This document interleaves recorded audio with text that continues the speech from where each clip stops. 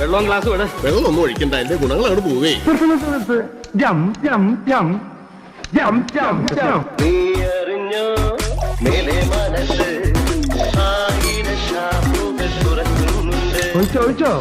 കൂടുതലാവും കുറച്ചും കൂടി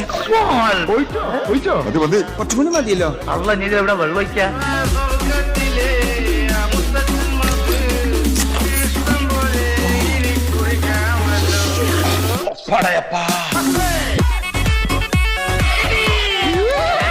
തുടങ്ങിയാ പിന്നെ എപ്പോഴാ നിർത്തി കിട്ടുമെന്ന് പറയാൻ പറ്റില്ല. ബോറാക്കരുത്, ആയിപ്പോവും.